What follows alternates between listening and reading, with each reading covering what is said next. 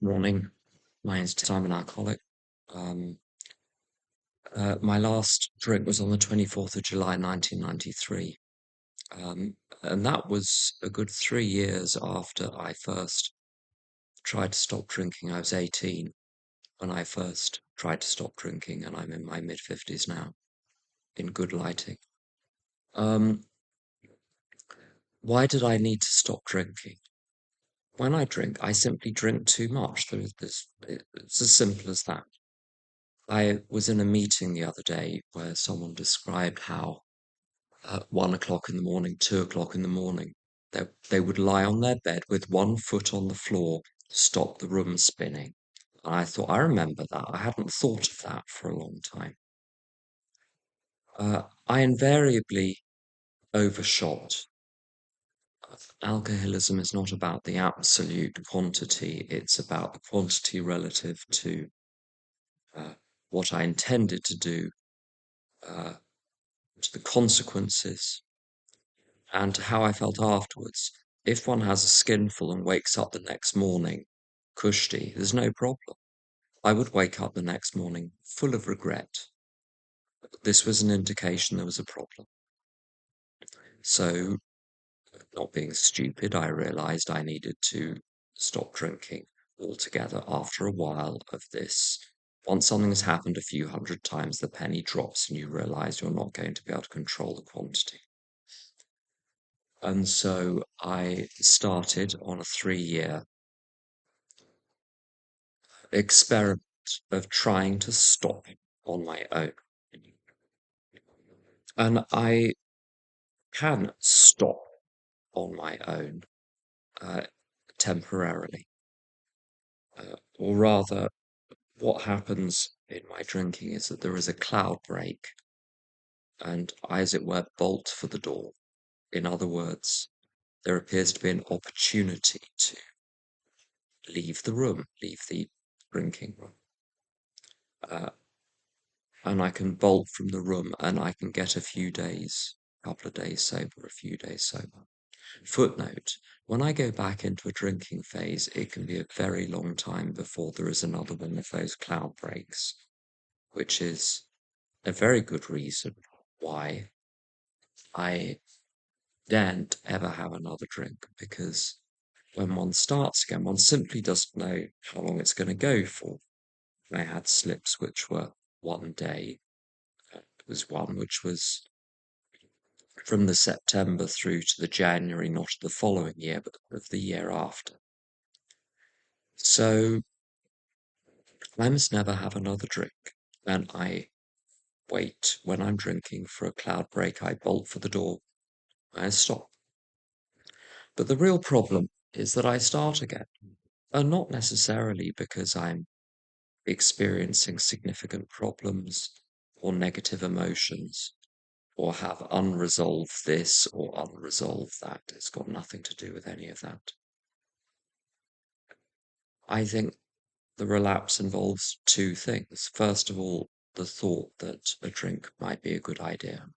And the very bad news with alcoholism is if one is prone to such thoughts, even after years of catastrophic drinking, one's going to have such thoughts forever. Not all the time, not constantly, but periodically the thought will arise. I've been in perfectly pleasant environments where that thought arises. It has no power these days, but the thought arises. One cannot control the thoughts that one thinks of that come into one's mind. One has agency only over what one does with them, whether one nurtures them, fosters them, acts on them, or whether one rejects them and substitutes a different thought. Now, if it was simply a case of saying no to those thoughts when they arise, I wouldn't have a problem. The problem is that thought does not come with a health warning.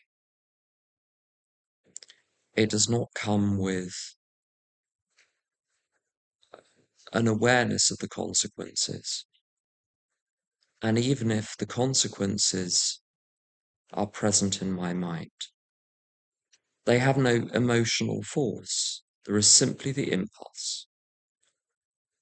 And there is a very helpful line in AA's basic text, Alcoholics Anonymous, also known as the Big Book, where it says that alcoholics are an extreme form of self-will run riot.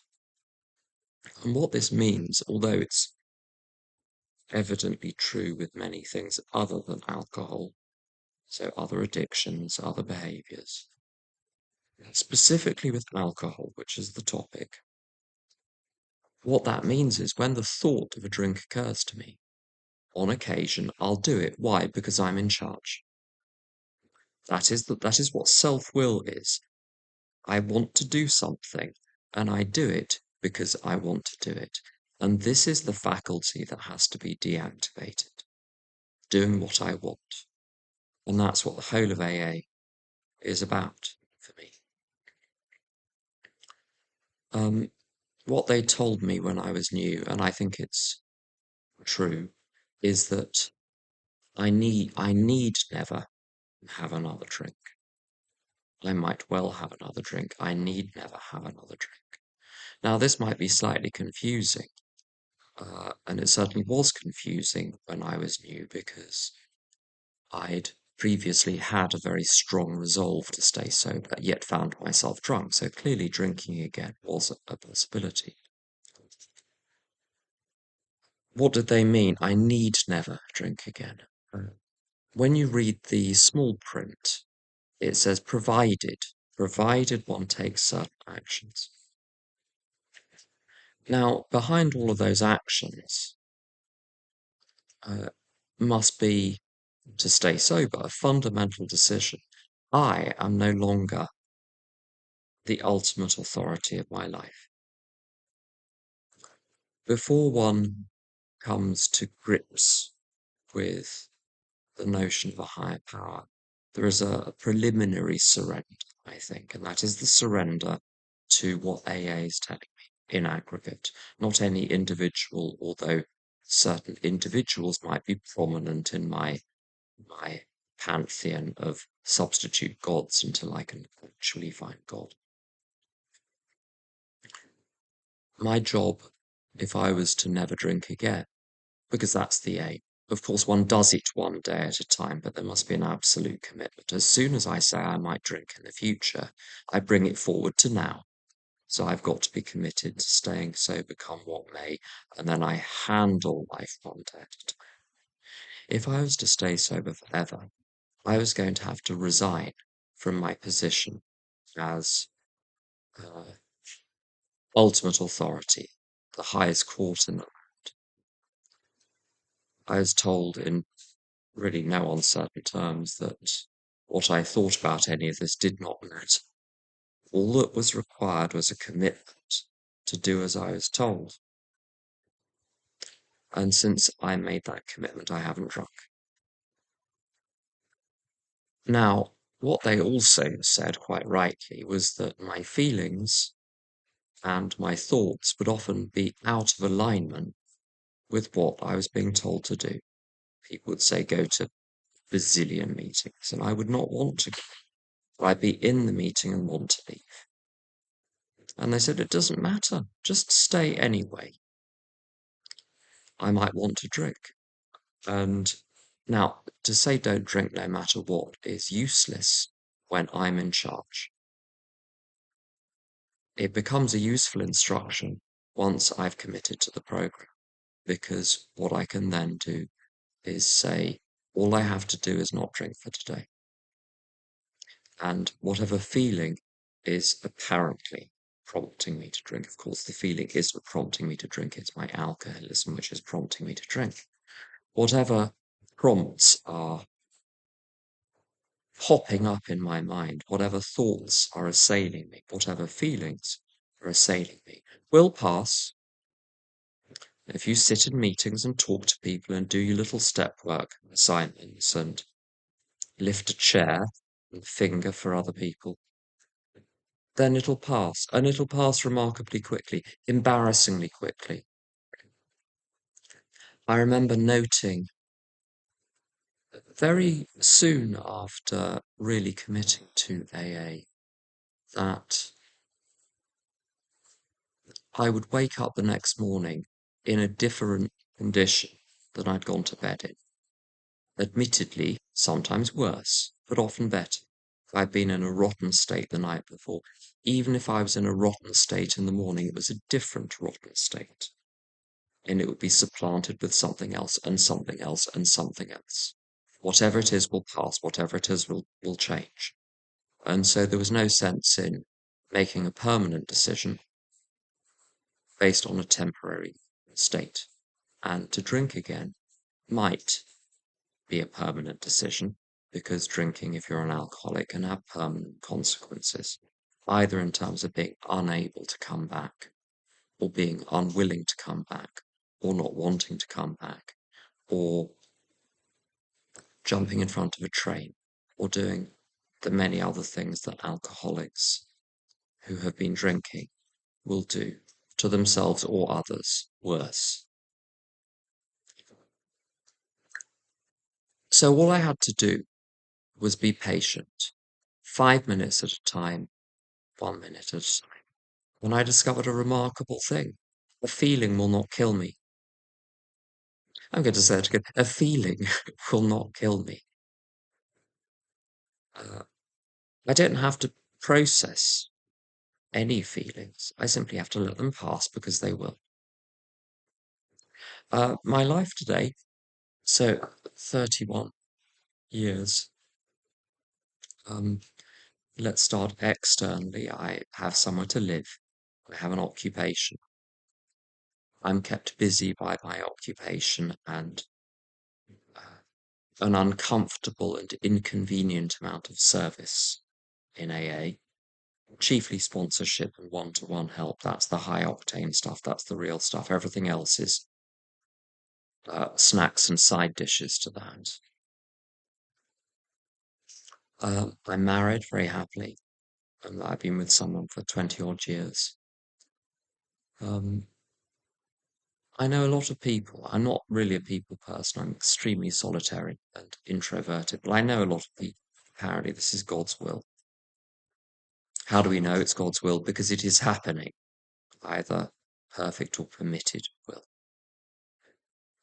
What else? Uh, I have some interests. I enjoy my life enormously. There's no point in um, being sober if one isn't enjoying it. Now, when one's new, it's going to take a while to get the hang of that.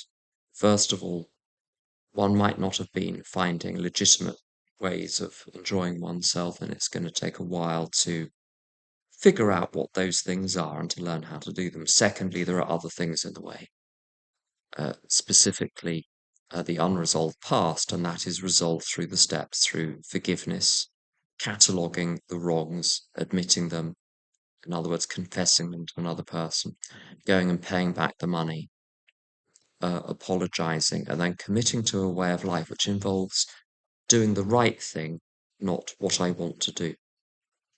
That will resolve the past. The job must be completed. It, in the same way as travelling to a city, one must pass through all of the intermediate train stations, or one will not arrive at the destination, and the spiritual awakening is arrived at when the first 9 steps are completed, which means every last amend, every person that requires forgiveness must be forgiven. How do I know they require forgiveness? I'm thinking about them when they're not in the room. Um, but I have a really wonderful time. I'm a reserved person, so I'm not fizzing all over the place as I speak right now, because I'm a reserved person, and that's legitimate. But I have a wonderful time, and this is terribly important because people won't want what is on offer in recovery unless one is having a good time. So there we have it. That is what AA has done for me, and it has done that simply because I gave up and said, sod it. I'm just going to do as I'm told. Very good to be here. Thanks for asking me to speak.